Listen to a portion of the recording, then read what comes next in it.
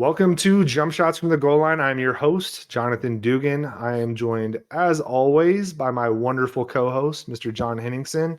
And this week, ladies and gentlemen, we have a special guest that will be joining us because this week, as promised, is our Masters special. Yes, you heard right. It is Masters Week. And all of a sudden, this is a golf podcast. You know, we go to one live event. I decided to buy $800 worth of irons. My wife gets mad at me thinking I'm going to go golfing every weekend. And this is just my life now. So now we have to cover the Masters because I'm finally excited about golf. And Henny is so excited about that. Right, pal? Are you just sitting by the warmth of your new irons to keep you cozy, just as Jim Nance would in the cabin? Dude, I literally I took them out of the box, put them in my bag, and I just kind of stared there for like a minute, like, God damn, those look so much better than my old orphaned hand-me-down clubs. And no amount of complaining from my wife about spending $800 could change that. You know, like those are mine now, and I'll probably still suck at golf, but at least Yeah. I will be looking good while I do that. I was gonna say, I'm like, how exciting is it that the guy you're bringing on could probably beat you with some wrenches? Yeah, if I think if our guest golfed left-handed, he would kick my ass. So there's that, and you know what? There's nothing wrong with that. I'd like to Um, get some action on that though. yeah, that might be something you might be able to lend him your clubs. We'll see what really goes on. But no, so we do have a guest today. I have mentioned him on our live tour recap. He's a true wild card. He can be a joker, he can be an ace. It doesn't just depends on the situation, really, but he's always a good time. Um, he is somebody that if you listen to our live recap, I was too chicken shit to do anything fun, and he pushed the boundaries to the limit and got us 9 holes walking with Bubba Watson and the boys. We have James Rodgers on the podcast, everybody. James, how the hell are you, dude? It's just so much fun to hang out with the two Johns. Obviously, no one calls you John Dugan, but You do. it's just so much fun to be that wild card and to join you guys in such a ridiculously amazing week as such as Masters Week. Don't you think, Kenny? Yeah, this is it, man. Like you said, it's Masters Week. That's what we should all be excited about. Dude, it's one of the best weeks of the year for probably all the reasons. I feel like we've already talked about this. It's weird. It's like I'm having deja vu. But Definitely no technical issues. yeah, I was like, man, you missed a killer story about Applebee's, but you'll just have to hang on to that one, Dukes. But Yeah. The cuts left on the floor. yeah, so I'm gonna try not to steal from James' first cut in any way, but no, it is like it really is like it's that awesome time of year where like it turns right, like you kind of get out of the winter doldrums. James, I'm just gonna steal your awesome soliloquy here, but like that is kind of what's going on. It's you turn the page, we get into golf. It's we start talking about the majors. We get to talk about all these players again. You've been kind of watching some of these tournaments, kind of leading up to it, keeping your eye. Like, are any of these guys kind of hovering around? It's like, you want them to win? Do you want them to just be top 10 finishers? But now we get to talk about the big stuff. It's here. Yeah, dude. Hell yeah. And as somebody that is just such a golf head, I'm all about the links. I'm all about the course. We all know that, big golf guy for a long time. I couldn't be more excited. I really, truly can't. I will say this. All right. And I think I've told this on the podcast before, and I've definitely told both of you. I grew up watching golf. It was just like one of those things where I was like a third party to it. My dad's a big golf guy, loves golf. He's also a lefty, Henny, which I know you guys talked about that one day. So a little kindred spirit there. But one of the few memories I do have of watching golf would be the Masters. Henny and I kind of talked about this, watching Phil, watching Tiger, watching Sergio, even though Sergio didn't win one until like 2017 or something. But just watching those guys compete for the green jacket, like that is something that I very fondly remember. So I'm even excited about this week, and especially following getting the golf bug. So, James, I know you have a little weather report for us, though, right? Is it going to be all sunshine and rainbows out there? It usually never is this time of the year in Georgia. There's always weather playing in a factor. This week in particular, right? We're looking at Friday being, 60-70% chance of rain. Saturday it's going to be rainy, but it's going to be manageable, but it's going to be cold. It's going to be a high of 52. So, both of those days combined, it's going to make it challenging, right, to get through the cut, to make sure that everyone's getting through moving day on Saturday. And then Sunday's forecast is just miserable. I mean, it's 80% rain. And when it's raining in Georgia too, guys, you got to remember there's a lot of electricity in the air. So they're not going to be out there, slopping around or whatever you want to call it. It's just dangerous. So yeah, it's definitely looking like a trend. I know Jonathan loves trends with numbers, but guys, there's only been 2 Monday finishes in a Masters history, and they both ended in the year 3. So it was in 73 and 83. Tommy Aaron won his only Masters title. You got Seve in 83. The Spanish sensation, right? The unibrow, if you will, is what I affectionately like to refer to him as. It's just one of those things that is awkward and weird, and it's 2023, right? 2003 Mike Weir. They finished on Sunday, but Friday it looked like they weren't going to get through it. So I mean, it's happened multiple times. So it's kind of an interesting coincidence. But yeah, you're right, John Dugan. It's one of those things that is definitely at the forefront of everyone's mind. And what's that going to do to the course, guys? It's going to make it wet. It's going to make it long.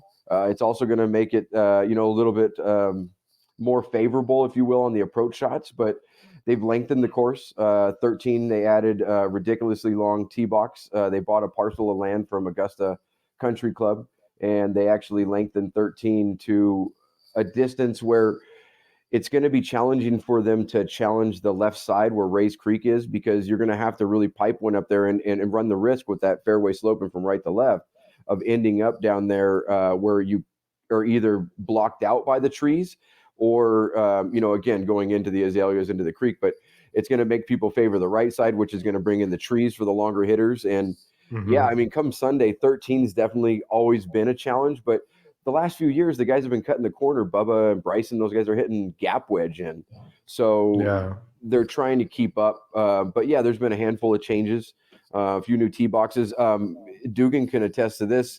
We overheard Bubba on the range prior to his 9 holes. We walked with him talking to a person about all the changes at Augusta, and that he had just gone there and experienced them himself. And he thought it was, going to make a big change this year. Yeah, I do remember him talking about that. Now, as somebody that isn't as much of, like, I don't pay attention as much as you guys do. Like, with the course being really wet, really like the conditions as they are, right? Like you just talked about, James, and you did a great job with that. Like, what kind of golfer is this going to favor then? And like, you can even give me names. I don't care. And this is for both of you. Like, obviously, like, I know I made a joke with you, James, earlier. Like, oh yeah, this is gonna be Bryson's show, right? But obviously it's not. Like, he's probably gonna be miserable and get cut in the first 2 days. But like, what kind of golfer and who are we thinking? It's got to be someone who deals with adversity. I love Brooks's form. Definitely not Bryson.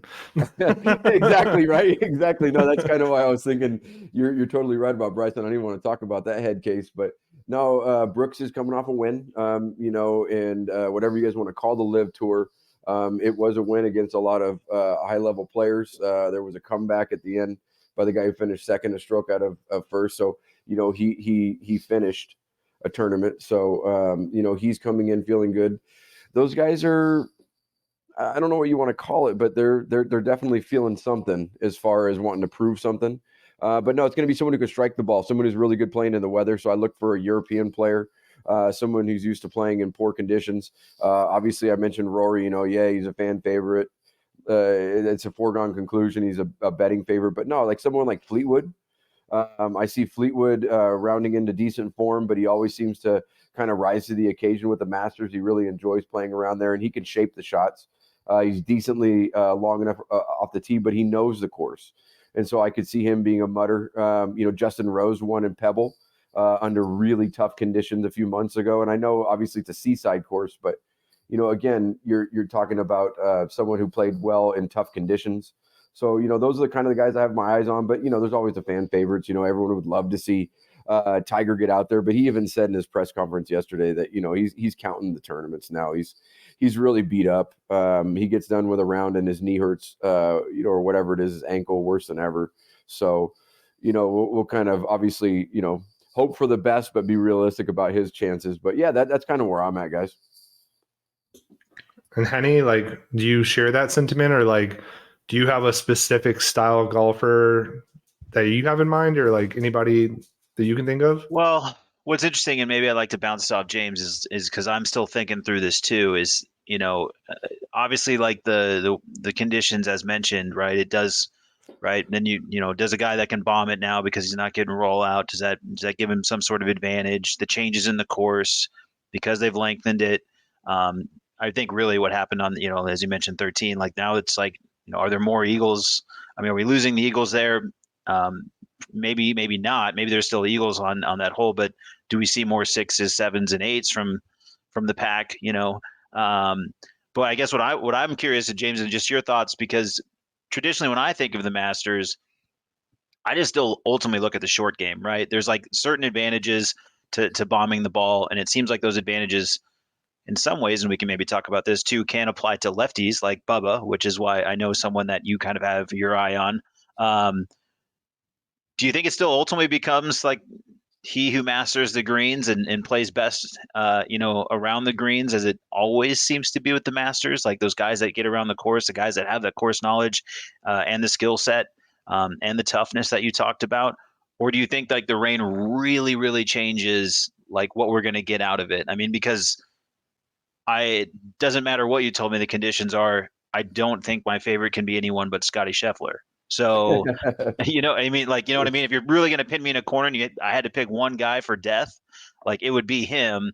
And then I would start to build it around probably the same guys I always think, the guys that have course knowledge, the guys that have played well there before. And some of those guys are still going to be the best ball strikers in the world and guys that have good short game. But I guess I'm curious to think from your perspective, James, like, do you think it even shifts like who you were thinking about earlier in the week, or are the names kind of the same? So I grew up in California. One of my real treats was going over and playing an Alistair McKenzie course called Pasatiempo. And his theory was always centered around the greens and the short games, a lot of complexes where, there's a 3 or 4 greens in a green, right? So that's always been the case over the years until this modern era started. So you got a guy like Dustin Johnson, who's not a great putter, but he bombs it. And he finally wins out there. Bubba's won a couple of them. Tiger's always been a perennial long game hitter, but he was a wild hitter, right? So his short game was always, that Nike commercial, right, where he's chipping on 12 and it sits there on the lip and then it goes in, You see the Nike. That just, really kind of gives you a great snapshot of what it takes to get around Augusta. And the thing that's going to really be the difference is the fact that they have ball in hand, right? So when it's really wet, they're going to be able to lift clean in place. They're going to have conditions where they can go at pins and be much more aggressive. But no, you're totally right. When it comes down to it, Augusta really is a chipping and a putting contest. And that's where experience comes into play the most, is because you guys know, being golfers, maybe Dugan not as much as Henny, but the best rounds you play is when you're missing it in the right spots. So you give yourself opportunities to get up and down, because that's the other thing about Alistair McKenzie courses, is that they're extremely penalizing when you get above the hole, or when you get on certain short-sided parts where you're chipping.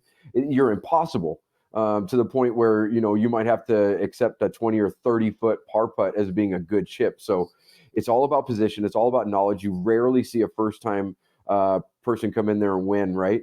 So yeah, that's why I like Bubba. Bubba made a hole in one today in the par 3, which par 3 is nonsense, but still it's fun, right? But he made a par 3 hole in one out there, and it was a slam dunk. Whoa. Real quick. You're going to say par 3 is nonsense, bro. Those are my worst nightmare, dog. Like, I see a par 3 and dude, I'm telling you right now, I take it back. Take it back right now, bro. Well, I just mean nonsense in the fact that, like, no one's taking it serious. Like, a lot of the people are having their kids putt and stuff like that. It's really lighthearted, right? And we saw Bubba, you saw him interacting with his kid. After he made the hole in one, the first person he talked to was his kid, and he was like, "Did you see Dad make a hole in one?" He gave him a kiss. It was really adorable and genuine. But no, and then Henny's mentioned Scheffler. Obviously, he's the perennial favorite. He's the hottest hand in golf. Did really good at the match play. Almost ended up in the final against Rory. Lost to Rory in the semifinal, but it doesn't matter. He's on a heater and has been for 18 months, 24 months. But he also made a hole in one today in the par 3 contest. So again, when you're talking about different types of things and mojos and feeling it, he's out there in a casual situation with his wife, and everyone else's players' wives. I think Sam Burns was there and some other people in his group. But again, it just speaks to that. What's next is going to be the X factor, which is the weather. Right. Cool. Yeah. I mean, hey, absolutely. Especially with golf. I think we even kind of firsthand saw a little bit just being at the Live Tour, which is obviously very, very different. I'm not comparing the two tournaments before anybody just jumps down my throat.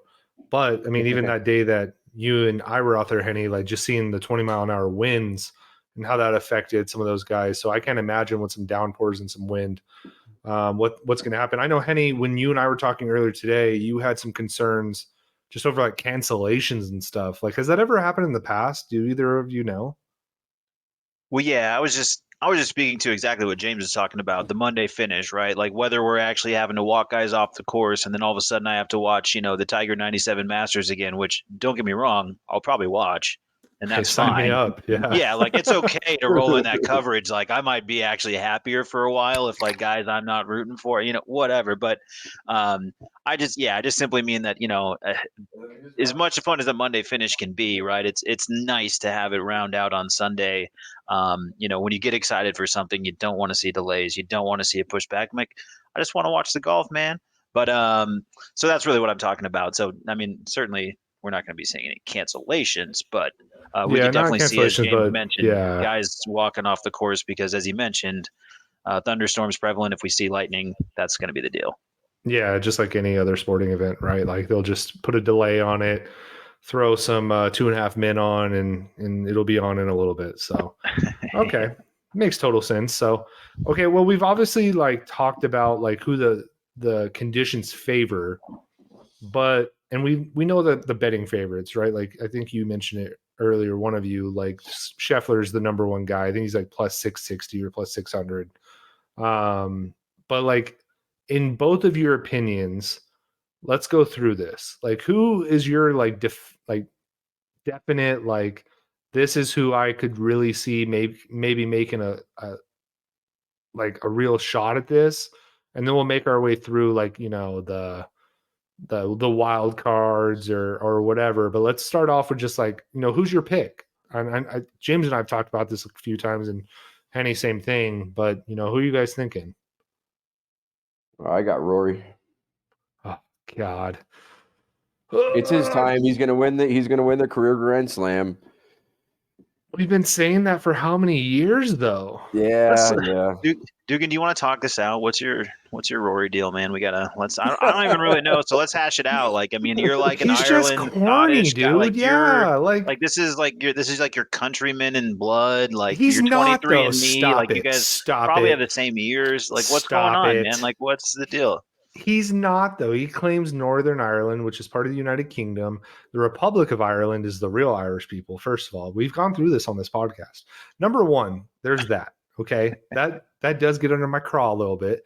Number two, it's like he's the face of the PGA for no damn reason. Like he hasn't won anything big in how long? Like he's extremely talented. Don't get me wrong, and like he's always been like this wonder kid for golf. I get it, but like, what has he truly accomplished that gives him this voice of the PGA? Like watching Full Swing and him saying like "fuck Phil," like I get it, but like, who are you to say that? Like Phil has accomplished way more than you ever have. And I'm not making a live PGA thing. I just think it was corny. I thought it was like way for TV. And it's just like, I don't know, dude. Like, I'm perfectly happy having this guy that has this like bravado about him for no freaking reason. He hasn't accomplished anything in how long? I like the last thing I want is for him to have a reason to have that bravado. Does that make sense? James, rebuttal. I worked at a restaurant in a suburb of Cincinnati, and they had the ATP tournament there every year. And he was dating Caroline Wozniacki. He actually almost married her. Mm-hmm. And they came into the restaurant, and I waited on him, and he ordered the most ridiculous food ever. But the one thing I can say about that guy is he's tiny, man. He's a little guy. And I don't know, man. I just, I think the reason why he's got the bravado is because he's kind of like a Tiger guy who was, very famous very early on at a young age. I understand the regional dispute, Jonathan, because it's something that is not the first time I've heard. Even when what's his name, the other Irish guy won the British Open a couple of years ago, Shane Lowry. There were some people who were like not celebrate. I don't know. It was just, it is what it is. But it's a real thing, dude, and it's hilarious that I'm the one bitching about it, and I'm in America because like if you go to Ireland, like you go to Ireland, dude, your position from Tucson, Arizona. What is your stance on the Irish? Yeah. Yeah, like you ask anybody in Ireland, like, oh, like, how do you feel about Irish Americans claiming Irish heritage? And they're like, those guys are clowns. So, like, I'm sure, like, I'm not speaking to anybody right now. They're probably all shaking their heads, like, dude, shut up. But like, I don't know. There's just something about Rory that's just so corny to me. And the fact that he hasn't won anything major in so long, but he's like the face of the PGA since Tiger went through all his shit. Like, it just really, for some reason, bugs me. No, so you're right. I'll share. I think I kind of see it from both sides. Like I think I genuinely do. But Rory was definitely one of those guys, like as kind of James alluded to, like he had the Tiger phenom quality. He was definitely one of those first guys to be like, is he the next Tiger? He was one of those kids that was on TV playing golf from when he was knee high. So he was in the social conscience, if you will, of the golf world for a long time. He was like on variety shows and stuff as like a 6-year-old, right? Yeah, much in the vein of Tiger. So there's a lot of that. Like, so he's been in like the golf conscience for a long time. Social conscience was probably a big stretch. Golf conscience might be a little bit more, but ultimately, like, so I get it, like in terms of like how he's put himself on this like platform, and I don't think like it's all him, right? He's been put on a pedestal by the media, by whatever. The machine, right. It's also the PGA. Yeah, like they definitely put him up there, but he eats that fucking shit up, and I hate it. Yeah, see, and then I think he's kind of cheesy. Like I get like that sort of thing, but like I won't stand for the vitriol, Dugan. I just won't. Even like the whole new like the ball thing that everybody's talking about. He's like the one guy in the PGA or even the whole golf universe that's like, no, we need to do something about the ball. Coverage, man. That's coverage. That's you getting that's coverage. That's not you getting deep enough into your Twitter algorithm yet into the golf world to know what's really going on out there, man. You don't know about these streets, dog. You don't know about these streets. So listen, I think it's from a surface level, he's annoying. I get it, but like listen, dog. Since our live content, bro, and I started spamming like golf shit, like golf tweets, all of a sudden my timeline is getting pretty golf heavy. So I'm gonna be upping your streets here pretty soon, dog. You better get ready for it. But that's the problem. Unfortunately, because you're posting about live, you are definitely gonna get people who love to smell Rory's underwear in your comment section. Real quick, can we talk about that? That's gonna happen, and like that's just there's a weird dynamic going on in golf right now. Weirdos on either side. Can we talk about that really quick? Yeah, we'll spend 45 minutes on it if you want. I had a situation arise like yesterday. I was texting Henny about it, but like one of the guys that we were like talking to the live tour, Drunk by the Turn, he had put like a picture of the Masters dinner, right? Like all the guys in their green jackets, and I made a comment, and it was probably stupid in hindsight, but I just commented. I was like, "Where is Rory?" And all of a sudden, I had this jackass of a person accusing me of not having humanity or not having a soul because I support live. And I'm like, where did I ever mention live? Like, what are we talking about? And he was just like going off on me about like that I support. Like, he's like, you have no humanity, no soul. Like, now go off and do your beheadings or whatever.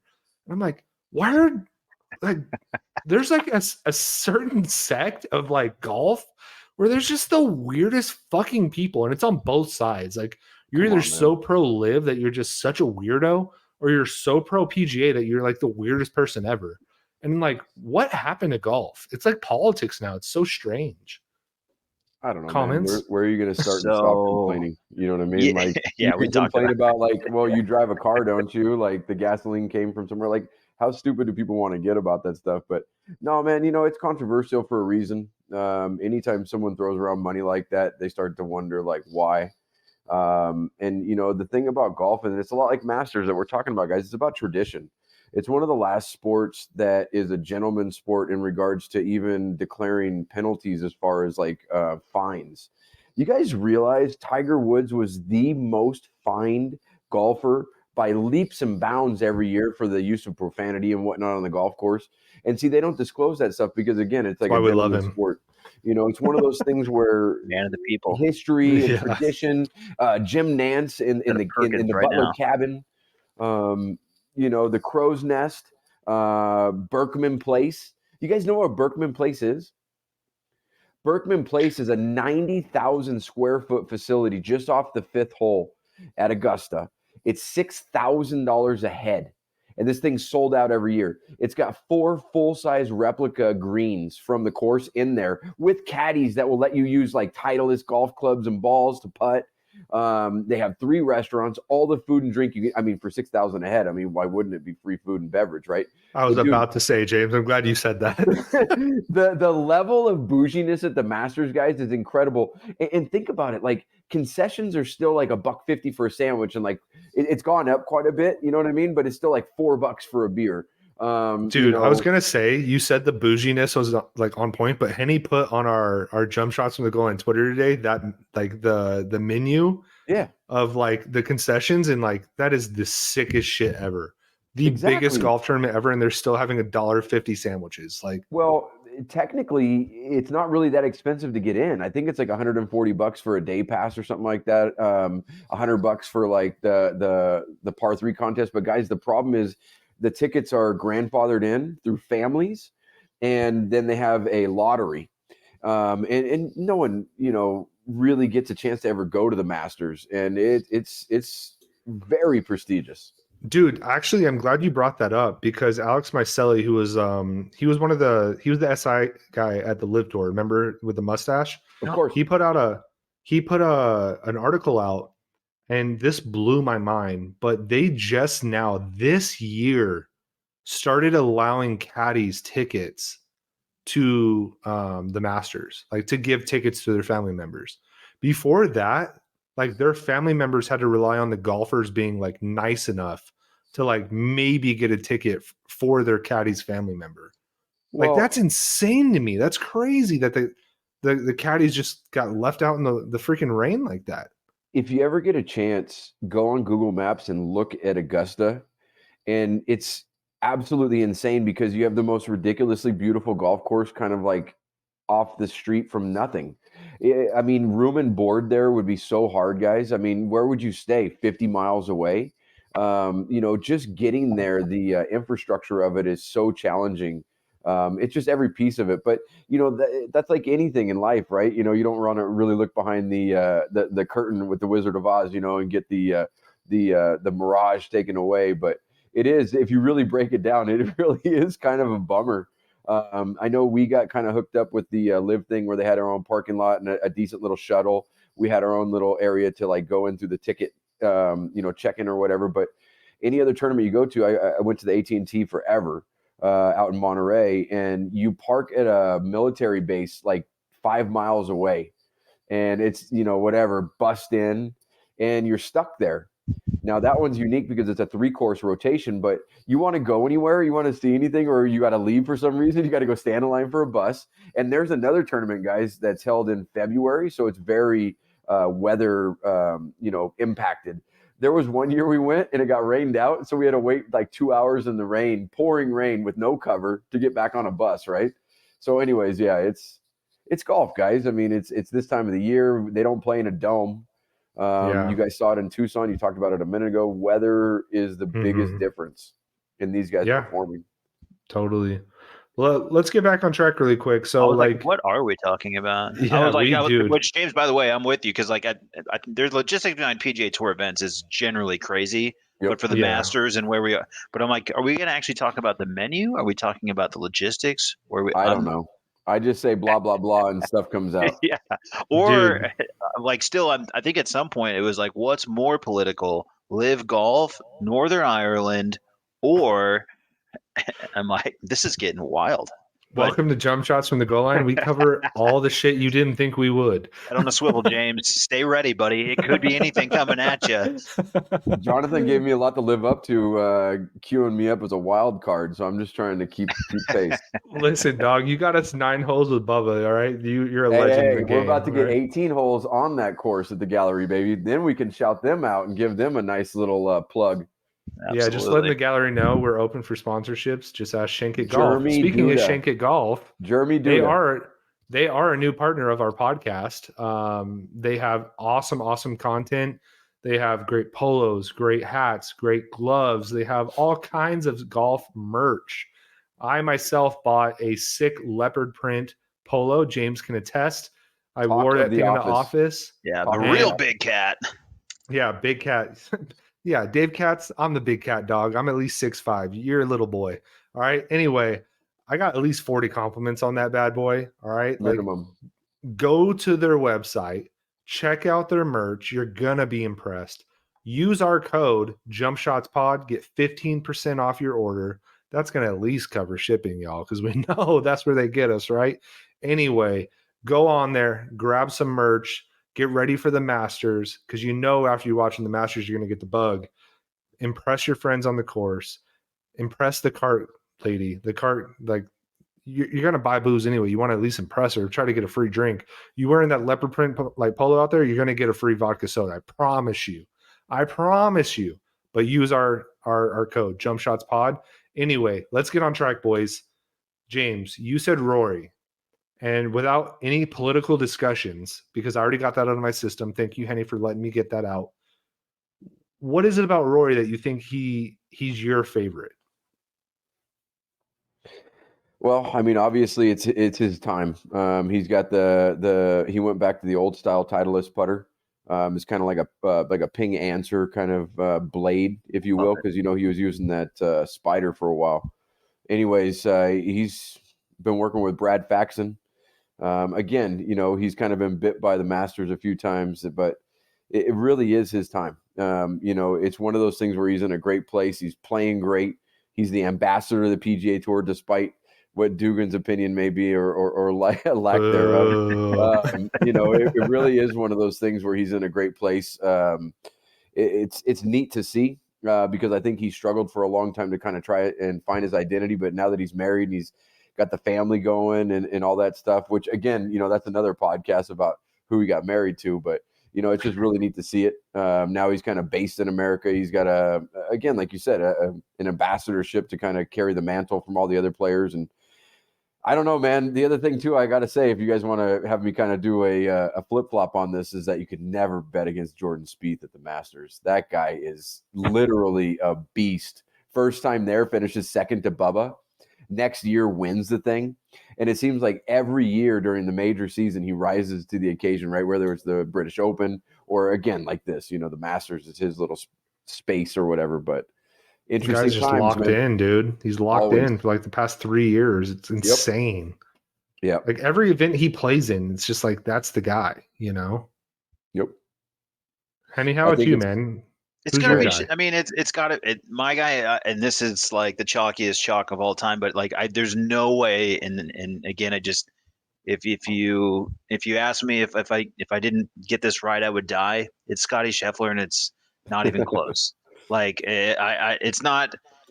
It might not even be what I'm rooting for, although there might be a small wager out there. But like, it's not even necessarily what I'm rooting for. There definitely is. Yeah, but it's just like if you're gonna give me a boost on the guy who's gonna win. I mean, but it's just I don't think you can say it's anyone but Scheffler. Now there's some other names I think we can look out for, like I think James alluded to just like really quality ball striking. I think Max Homa is striking the ball as well as anybody. There's some really great statistics behind what Jason Day has done. James talked about like the familiarity with the course, like guys who have played well there. Jason Day has definitely played well there. He's had some really strong finishes. He's been strong in majors. So he's kind of a weird one because he doesn't you don't feel like he plays a lot. He lives a kind of pseudo weird lifestyle because he doesn't do the Florida Arizona thing. He lives in Michigan because of some relation with his wife, and it's got worked out. So it's like he can't even play all the time. So he's basically playing. It feels like a live schedule, but he's still a very, very quality golfer and so much a short game. And that's hitting home a lot for me right now. Let me tell you, the familiarity. Yeah, dude. I mean, I bought the clubs and the wife already told me, what are you, a golfer now? You're going to golf every weekend? Like, yeah, hey, man, I'm going to try. You got that leopard print shirt, buddy. You're getting closer to looking like a golfer. Dude, I got the leopard print shirt. I got the $800 clubs. I'm getting fitted tomorrow. She doesn't even know what she's getting into. Let me tell Think you. about this though, Henny. There's only been 3 people that have ever repeated as Masters champions. So you got Right. Nicholas, you got Faldo, and you got Woods, right? And that's pretty big company right there. If there was a person that could do it, it would definitely be Scheffler, man. Yeah, and I totally agree with you. The one thing that makes me think no is just simply like, man, the guy just had to host a dinner. He had to give a speech. He's passing out sliders because he's basically got this. We'll get to it, Dugan. We'll get that Applebee's menu out here. We'll get that Matt, goddamn joke in, no matter how many times we have to record it Madeline tonight. would fucking love him. All right. Here, let me pick it off from the floor real quick because we had a technical issue. Y'all missed it. I went to Applebee's with my daughter on a daddy-daughter date because I'm adorable. Hell yeah, do it anyway. Screw it. Let's just keep it rolling, baby. Yeah, keep it rolling, dog. Watching the whole game the whole time. All right, the San Diego State game, and they turned the channel with 20 seconds left and turned it on to some stupid fucking like TBS or something, and I missed the game winner. All right. So Madeline is obsessed with cheeseburgers, and Scotty Scheffler and her are like kindred spirits, and they would get along so well. So I agree with you, James. There's a lot of pressure on the line. He served cheeseburgers at a Masters dinner, but you know what? He's one of us. That's what I'll say. I don't know. I mean, you think about it, right? The cheeseburger sliders are the starter. The firecracker shrimp are kind of a starter. So you're totally right, man. When you see that at the beginning of the menu, you're like, are you kidding me? And then they go a little bit bougie at the end. They do some ribeye, some redfish. I guess there was some tortilla soup that Fuzzy Zeller said was super spicy. A couple people said it was super spicy, but whatever. You know, they don't understand Of course, Tex-Mex. Fuzzy Zeller thought it was spicy. That guy's been the only guy who's ever complained about a menu in Masters history. The guy is I'm not going to accuse him of what everybody else accused him for, but at minimum, I will accuse him of being like a fucking shitty menu Yelp guy. So Bubba went out and you're right. Bubba went out and said, dude, he has some history. He's a bad person to even bring up. So I apologize. No, I'm not mad at you for bringing it up, but it's funny that he also is the guy that thinks I know, it's right? too It's kind of like spicy. ironic, you know. That's Listen, like such Bubba, a funny way of telling on yourself. Bubba said that he ate 2 freaking burritos before he went to a Masters dinner. So you know what? Like Fuzzy's not alone. All right. Bubba's out here definitely being choosy at a Masters dinner. I just think it's fun to see the pomp and circumstance of it. You know, the amateurs get to stay in the crow's nest above Butler Cabin as a tradition, and they've expanded the eligibility of foreign amateur players to join the ranks of Masters players, and I just think it's so neat how you get a real weird cross section of past champions, which they put a limit on now. I think it's like 60 something. But past champions can play with modern players, with these amateurs. And they say it's the weakest field, you know, statistically speaking. But just the idea of getting all of those different levels of what are going to be either the future or the past or the present in golf is again, one of these unique things that the Masters affords us to watch. And I'll tell you, man, and don't tell anyone else. I hope no one hears this. I am going to be watching this at my desk tomorrow. I will it's okay, already cleared it with the boss. You're fine. I will be toggling back and forth, obviously, between Vega. But no, all joking aside, it's just so much fun, you know, to be a part of this during this time of the year and to be a fan. It's just so great. What we got to do, guys, is we got to really shoot for the stars and land out there next year with a podcast from right from whatever it is, Magnolia Lane. You told me the logistics were terrible. Yeah, that's what I was thinking too, Henry. But no, let me ask. That's some logistics I would endure, my friend. Oh, no, my sister does live in Georgia, by the way. Just FYI. See, we're already thinking we're outside halfway the box. there. We're halfway there. Well, let me ask you this though, James. I'm curious, just because I just want to know. Is the Masters like 100% the event for you, or because I think the 4 majors. I'm not going to necessarily ask you to rank them, but I mean, like, do certain events hold more weight to you? Like, does the Masters the event for you, or it's kind of like just in the conversation? It's always got to be one of those things, like I just said a minute ago. It's all about the tradition. You know, the majority of the country is still under ice.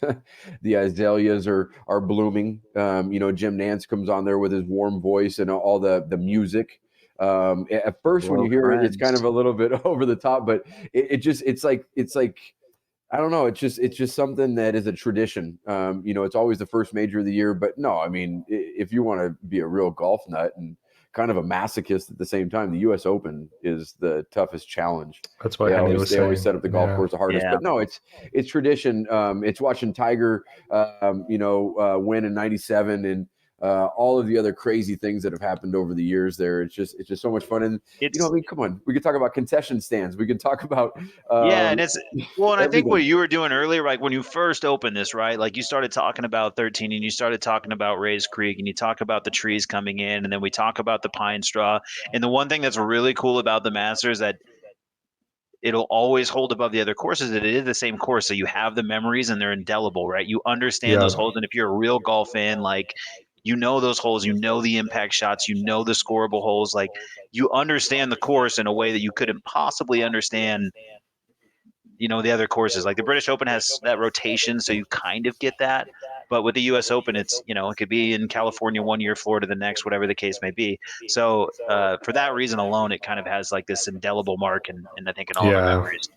Yeah, I agree. Even as somebody that's not like the biggest golf fan, like Augusta speaks volumes. Like it's kind of like that is like America's course almost, right? So like it's never changing. I mean, even though James, you went also being the over. least representative of America as Yeah, possible. yeah, Totally. You totally. guys are really, man. You guys are hitting every single challenge right now, man. You guys are making this hard on me. No. I mean, hey, that's what we do here, I mean, you can put the Applebee's in the Masters, but you can't take the Applebee's. I'm not sure how it works, but trust me, there's something there. Yeah, Yeah, and I'm sure he was there for daddy-daughter night and not the dollar Long Island's. But no, man, it's just dude, I was eyeing that freaking Irish bucket or whatever they have, bro. I was like, how bad of a dad am I about to be right now? So I just while shit talking Rory under his breath. Right? Yeah. He's got to find an Uber home. Give me a Irish bucket, fucking motherfucking pretentious asshole. Listen, bro, we all make decisions as parents, all right? I went with the tall Dos Equis instead, all right? It is what it is. I'm a responsible parent. I don't want anybody to get the wrong idea. But hey, that green jacket does speak volumes, right? Like even as something as silly as like when we went to the Live Tour, that's what they highlighted, right? Like, oh, they have 17 majors winners, but the ones they highlighted were the Masters winners. Like It is what it is, right? It's our St. Andrews, like it is. Like, so kind of like what Henny just said, the Open changes all the time, but Augusta's Augusta. Like it just is. It is what it is.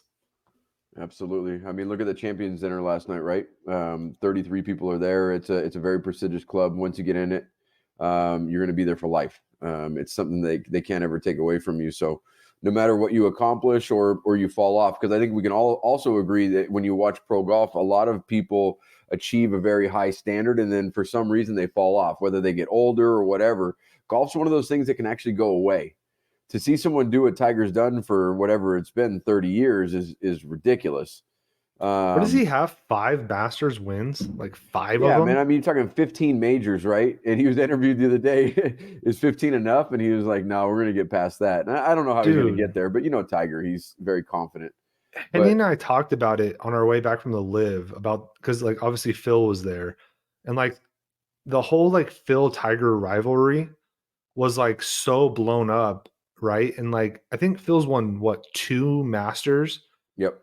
Tiger's won 5. Yep. Like that's insane, dude. No, like when you think about it. The crazy statistics are what he did in the World Golf Championships. That was the one that really blew my mind because you're playing against those elite fields. But the World Golf Championships are now defunct. Those are going away after this year. But yeah, no, it's incredible when you look at the statistics and the lines. And the one thing that really gets me, guys, is and I think Tiger holds this one really high in his regard of his accomplishments, is his consecutive cut streak. Yeah, it was. I mean, it pales. And no one will ever do some of the things he did. It was special, man. It was neat to grow up and get to see him.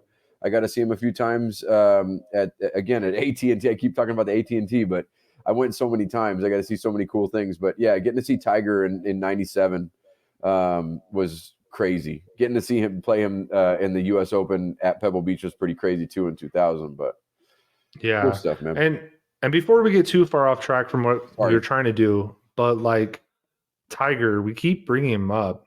Like, what are we expecting out of this guy this weekend? Because it is like, dude, it's a very, like they mention it all the time, right? It's not an easy course to walk. He's basically on one leg at this point. Are we expecting him to make it through the cut, or like, can he bring out some of that Tiger magic? What are you boys thinking? Give me some odds, Henny, on him even making the cut. I think he can make the cut. And I mean, I'm not just look. I'm the biggest Tiger fan in the world. It was one of the first posters that ever went up on my wall. It's the reason I golf. It's like, I mean, I can literally tie the reason I am a golfer is directly correlated to Tiger Woods. So I don't know that I can even give an unbiased opinion, frankly. Yeah, don't, But dude. Give your opinion. but I do think like he's just that dude, right? Like he just is one of those guys that has that magic. So like, can he make the cut? Like, yeah, I think he can. Like, and I also think, when you look again, as James kind of alluded to as well, like, is it the strongest field? Like, like maybe not. So maybe there's like a little bit better opportunity. He knows the course, all of those things. So I think he can make the cut. I mean, do I expect him to contend? No. If he's like in the top 20, even going into Sunday, I'm probably pretty stoked just that he's playing a relevant round. Yeah. I really can't put any more pressure on it than that. But then having said that, like, what is it, 2019 when he won? There's no way I thought that was happening. Like, No. I didn't think that was happening at all. There's no way. And then all of a sudden I'm like watching him and I'm like, am I crying? Yeah. What the fuck is going on, dude? Like, am I upset right now? Or like, Well, is he my dad? I didn't know what was going on. So I just don't know with Tiger, but I will tell you, I will be rooting for him wholeheartedly the entire time. you want What to have about you, another James? reason to root for him? Freddie said that in the practice round on Tuesday, he shot 63. So again, it hasn't rained yet. Conditions are pretty pristine. The tournament that he did play this year was a Genesis. He made the cut. It's a flat golf course. Riviera is easy to walk, but Dugan said it in the beginning. What's the difference? The difference is knowledge around that place. Yeah. More often than not, the people who win there have played there, 5 or more times. So you're looking at someone who's not only played there 5 or more times, he's won there 5 times. So I mean, everyone, oh, Tiger, this and that, but it's a long shot. Yeah, totally. Well, I know all three of us will definitely be pulling for him because we all grew up within his era. Yep. I know I definitely will be. Henny's the biggest fanboy in the pod for Tiger, which no shame there, dude. Like I totally get it. Shame me if you must. No Yeah. Ireland disputes here. We all know where he's from, Hey, yeah, exactly. So we have no regional conflicts with him. All right. Going back on track though, really quick, if we were to pull one out of the hat, that might be a surprise guy, right? Because I remember like Matsuyama when he won a couple years ago. Like he's a good golfer, but I was like, holy shit, where'd this guy come from? Like he won. Who are we thinking could be this year's like, oh my God, like this dude won the Masters. Like where'd he come from? It's got to be either Brooks or Bubba. Bubba, wow. And I'm surprised you say that because you and I walked 9 with him, and maybe this was just me. He didn't play very well in his practice round that day. Then he goes and plays the live event in Tucson, didn't play well there, didn't finish well in Orlando. Is it literally just because of what you just said? Because he knows the course well, he's won there twice, he's from Georgia.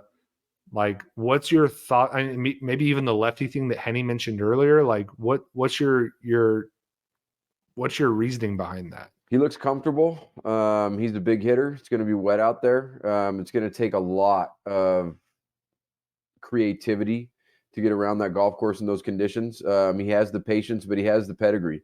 He's won there twice. His first playoff that he won there, where he hit that ridiculous hook out of the woods, like a 100-yard hook with a pitching wedge from like 180, and he stuck it to like 10 feet. I think it was on 10 or on 11. No, it was on 10. It was in poor conditions, so he's already won there again when it was rainy and ugly. But there's just something about that place that's special. He shot 5 under today with a hole in one on the par 3 contest and just barely lost to Hoagie. And remember, guys, there's a curse with the par 3 contest. No winner of the par 3 contest has ever won the Masters. So he finished just outside of that, but still looked good. But yeah, I'm just saying he looked comfortable. He's got his family there with him. And again, like I said, both times that he won the Masters, he came in poor form. So completely unexpected. The first one against Jordan Spieth, when it was Jordan's first year, was crazy. But you know, he was due. He was ready. He's a raw golfer. But yeah, I don't know. I just have this weird feeling. And then I got a thing for Brooks, man. I know he's a douche, but there's just something about that guy, man. I just feel like he struggled so much, and kind of even in the full swing, looked like he lost his game a little bit or whatever, his confidence. And I feel like he's back. He's the first 2-time winner on Live. You know, he's one of those guys that is a streaky player. So when he gets confident, watch out, dude. Dude, all three of us saw that guy like on the range at Live, and he's the most sad boy ever. Like, but then he goes to Orlando and dominates. So like, I've no clue. I have no barometer on Brooks. Henny, like, what are your thoughts? Like, do you have anybody that you're thinking? Well, I mean, I do think the fact that Brooks won is interesting, right? Like, as you mentioned, it seemed like he was really down, but the one thing that, because he is kind of douchey, right? Like, I mean, but as, you know, but I think like douchey in the way just that like golfers typically aren't. Like, golfers are kind of douchey in a different way typically than what we think of. Brooks is kind of like more jock douchey, where like if he was in a baseball locker room, no one would say a thing, but he's just weird for like the golf world. So there's an interesting thing with him having confidence that is a vibe that sort of is like, I get, you know, why James is kind of pulling in that direction. I know I mentioned Homa in terms of a ball striker. I've always followed him. I like what he's up to right now. I think Cam Smith, because he's a great putter of the golf ball. He's great around the greens. I don't know if this is in the first recording or the second recording, but James mentioned Tommy Fleetwood. I love the way he's, you know, gets around the green. So I think he's always going to be interesting. It just depends on how deep you want to go in the book in terms of who I actually think can actually compete for this thing. But I think those are a few more names to keep an eye on. I mentioned Jason Day. I know he's not on a lot of people's radars, but he has always, always, always played well there. So I could definitely see that being a guy whose name you see on the leaderboard and all of a sudden isn't a chance. And I can't believe we haven't mentioned Colin Morikawa, because I love Colin Morikawa. And he's such a freaking good golfer, and he's really not on anybody's radar. And that might be because he's not striking the ball the way we're typically seeing him used to. But at the same time, when you have that kind of talent, it can always happen.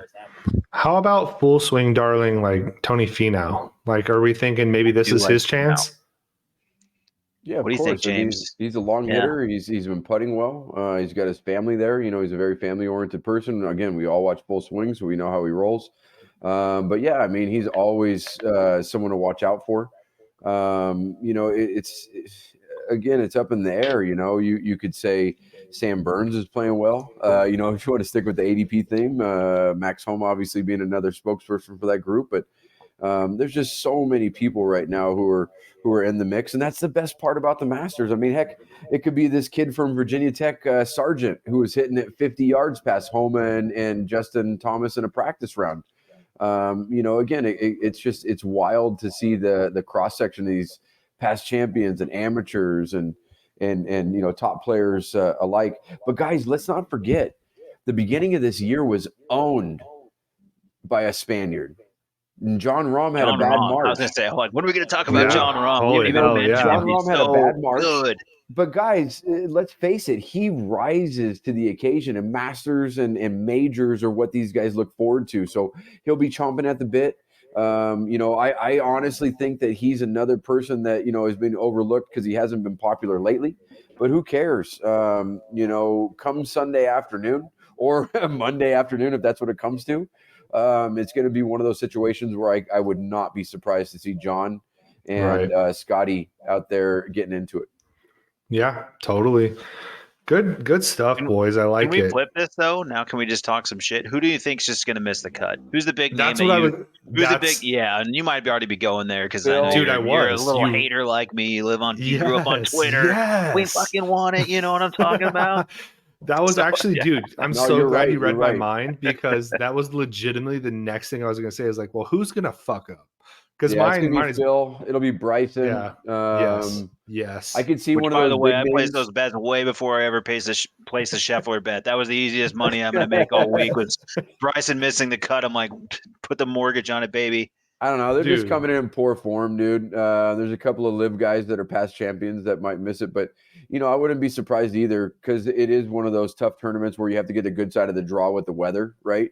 Where I could see a guy like Rahm or even Scheffler or Rory even missing the cut. I mean, it doesn't. Mother Nature doesn't it doesn't have any favorites, so it depends on the draw. It depends on a whole bunch of X factors. But yeah, I mean, if it was me, dude, it's obviously a sure in that Phil's not going to be around for the weekend. I mean, no, dude, he sucks in the live, dude. Like, yeah, but that's only everyone was 3 talking about, days. he had a really bad attitude at the Champions Dinner. He didn't talk to anyone. He kept to himself, which obviously we all know is completely the opposite of what Phil is. So, Yeah. I don't know what mental state he's going to be in. But yeah, I mean, I hate to be negative, but it's one way to end the podcast. No, yeah, and we're not even at the end yet, but like, dude, me and Henny were both on the range when Bryson was just, dude, how long was he out there, Henny? Like 2 hours Yeah, after the 2 hours. round? And like, he was just like, had a sad boy face on the whole time, just frustration, like coursing through his veins. And Harold Varner tried to like make a joke, and he just got so mad at Varner. Like, if there's anybody that like poor conditions are going to have a bad effect on, it's Yep. that dude. Like, Yep. he's going to lose his shit at least once. Like, at least one hole, you're going to see that dude just freak out. If you see Bryson call for the rules official for like let's say 4 times in the first 2 days, you can just go ahead and assume he's already gone. Yeah, I and would Hills just, better watch I would like out. if I could place a bet on how many times he talks to a rules official with rain. I mean, I would bet again, just take all my money. I love it, dude. Yeah. So haters unite. So we're thinking Phil, Bryson. I mean, Yeah, is there anybody James. else on that list, James? I mean, Phil and Bryson are the two that like I immediately I'm like, there's these guys are out of here. I mean, it really depends, right? I talked about the draw, but there's some other people who are coming in poor form. Sergio's been in kind of a bad place mentally for quite some time. I think he's still. Yeah, ask Henny all about Ever that. since I asked him, yeah, I asked him at the presser. I really threw it I lobbed a soft toss of like a hardball question at him, and Yeah. he probably hasn't been the same since.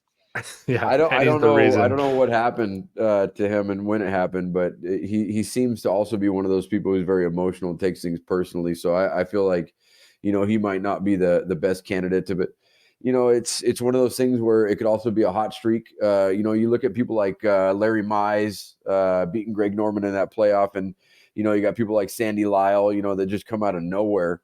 Kind of journeyman players who just happen to be in the right place at the right time. Maybe someone crumbles.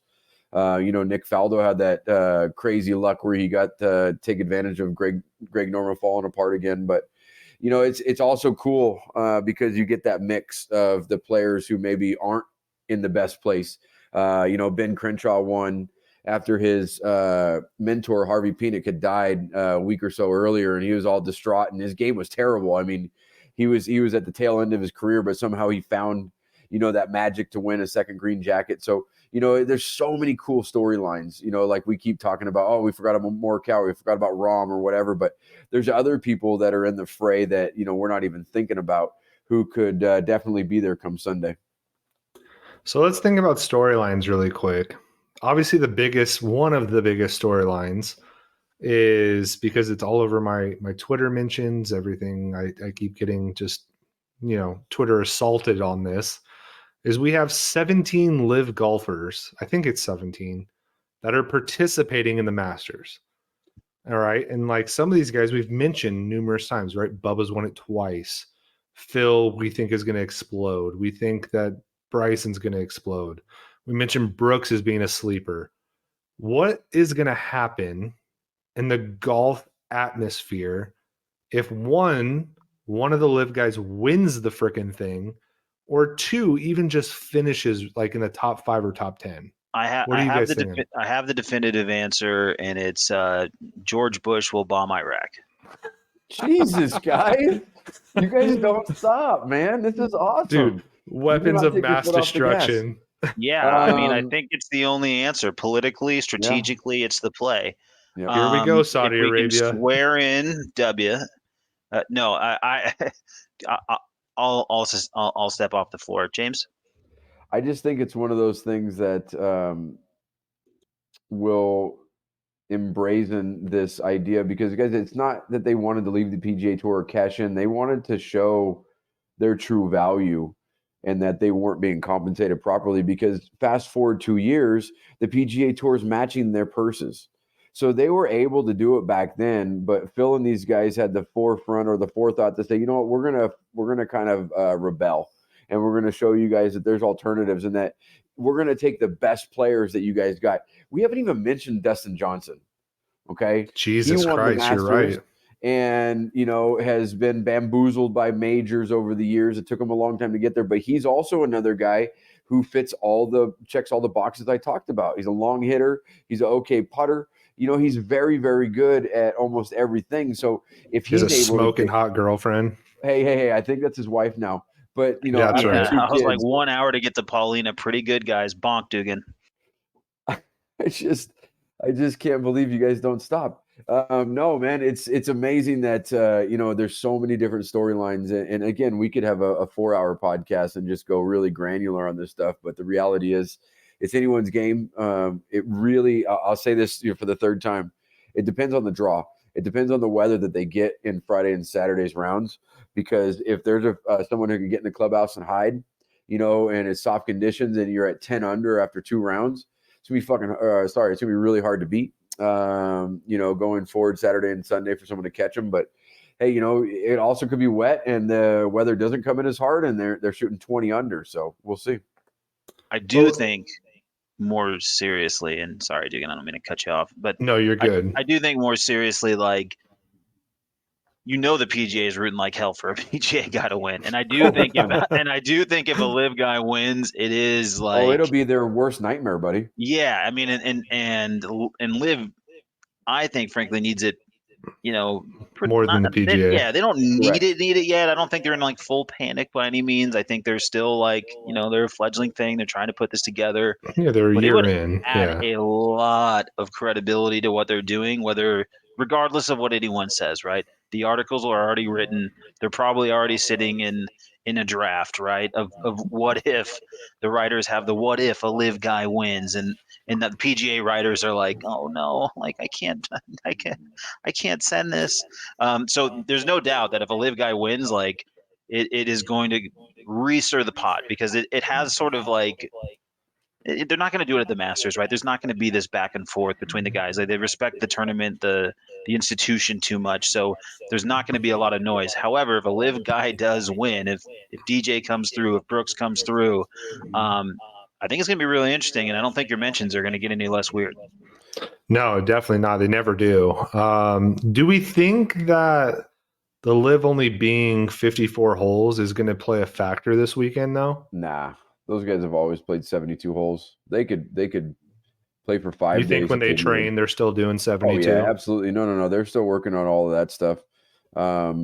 It's just interesting because, again, we're talking about the cross-section of the people who are eligible for this tournament. So you got a handful of amateurs, you get a handful of past champions, and then you got the whatever you want to call it, top 50 or whatever, guys, right? Yeah. The players that are playing on the PGA Tour now and that have qualified on that merit. And then you've got 17 guys from LIV, 13 or 14 of them are Masters champions. So again, it goes to the idea that they have the experience that you need at a course like this, because it has a lot of nuance.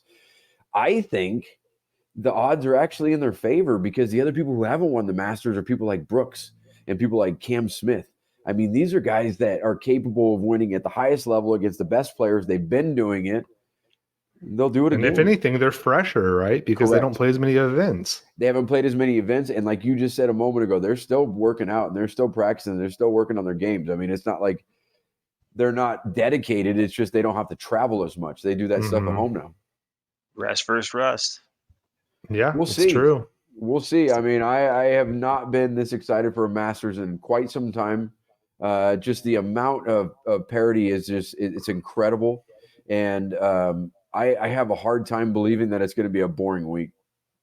No, this is probably the most excited I've been for a Masters, probably strictly just because of the live influence Yep. and going to one of the events and seeing the vitriol that comes from live. Very polarizing. I'm hoping and praying for chaos. Like I hope it comes down to like my perfect Masters comes down to like a playoff between like a live guy and a PGA like stud. Like that'd be so sick. That would Yeah. be like, print the papers now. Like it would be so much fun. We're talking for an hour either week, right? Or we're next week we're talking for an hour and a half either way. So it's definitely Bring a the lot more noise, interesting if it's interesting. Yes, I agree. It'd be awesome to watch the slow burn and the torture of all the PGA Tour officials if it was like 2 live guys in a playoff. Oh my Because then they'd god! have to watch it. They'd be like, there's no denying it. Someone from Live's going to win. But Now is the CW going to broadcast the Masters? You think? You are such a jerk, man. I can't believe you just dropped the CW and an Applebee's in one call, dude. This is the wild, CW man. was I think what they flipped from the national championship game to, and Dugan probably caught like a rip roaring episode of Full House or Supernatural, something. So dude. I mean, there you go. I was like, they got that good over there on the CW. Yeah, dude. Hey, Wow. let me tell you, all right? Like, I swear to God, if it ends up being like that, like my mind's gonna explode. So, well, boys, like it has been such a fun episode. As somebody that isn't like as big of a golf guy as both of you, like I cannot wait to wake up in the morning and not get any work accomplished, and just throw it on my phone and watch it all day. Seriously. So I thank you, James, for coming on.